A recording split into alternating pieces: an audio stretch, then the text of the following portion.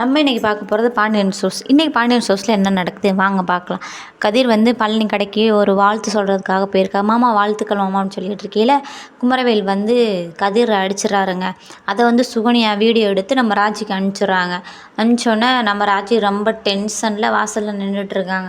நின்றுருக்கும்போது குமரவேல் வந்தவுடனே டேய் நில்றா, யாரை கேட்டுறா நீ வந்து கதிரை அடித்த, கதிர் மேலே எப்படா நீ கை வைக்க போச்சு, உன் கையை கல்லாம் உடச்சிருமே, உனக்கு அவ்வளோ திமிராயிடுச்சா, நீ அவ்வளோ பெரிய ஆளாயிட்டியா அப்படின்னு சொல்லிட்டு சட்டையை பிடிச்சி சண்டை போட்டுட்ருக்காங்க. அந்த டைம் வந்து மயில் வேகமாக வந்து என்ன ராஜி பண்ணுற, விடு விடு அப்படின்னு சொல்லல. உடனே அவங்க அத்தையை போய் கூட்டி வந்து என்னடி சண்டை போடுற, நீங்கள் கதிரை அடிச்சிட்டேன் அத்தை அப்படின்னு சொன்னோன்னே யார் என் பையனை நீ அடிப்பேன் அப்படின்னு சொல்லிட்டு வந்து அவங்க அம்மாவை சண்டை போடுறாங்க. அந்த டைம் வந்து கதிர் வந்துடுறாரு.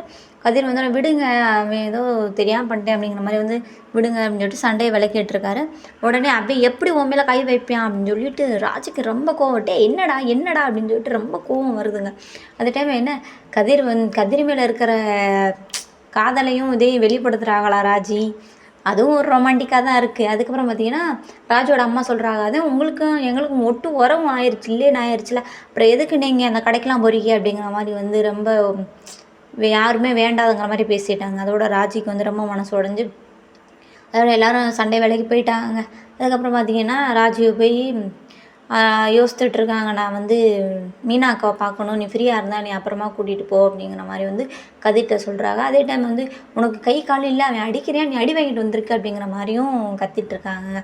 அப்புறம் பார்த்திங்கன்னா இங்கே நம்ம மீனா புலம்பிகிட்ருக்காங்க, நான் ராஜி அவங்க அம்மா அப்படி பேசியிருக்கக்கூடாது, ராஜி ஃபோனே பண்ணலை அப்படின்னு சொல்லிட்டு நம்ம செந்தில்கிட்ட சொல்லியிருக்கல.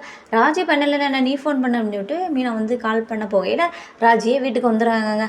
அக்கா நான் நீங்கள் சொன்னதுக்கு நான் வந்து கோவப்பட்டிருக்கக்கூடாதுக்கா, என்னை சாரிக்கா அப்படின்னு சொல்லிட்டு 2 பேரும் மாற்றி மாற்றி சாரி. அப்போ நீ மேலே கோவப்பட்டியா அப்படின்னு சொல்லிட்டு மீனா கேட்கல லைட்டாக வந்துச்சுக்கா, ஆனால் அவங்க பேசுகிற பேச்செல்லாம் பார்த்தா எனக்கு நீங்கள் பேசுனது தப்பு இல்லைக்கா, நீங்கள் விடுங்கக்கா, நீங்கள் தெரியாமல் தானே பேசுனீங்க அப்படிங்கிற மாதிரி வந்து 2 பேரும் கட்டி பிடிச்சி பாச மழையை பொழிஞ்ச மணிக்கு இன்றைக்கி சீரியல் முடிஞ்சிருச்சு. நாளைக்கு என்ன நடக்குதுன்னு நாளைக்கு பார்க்கலாம்.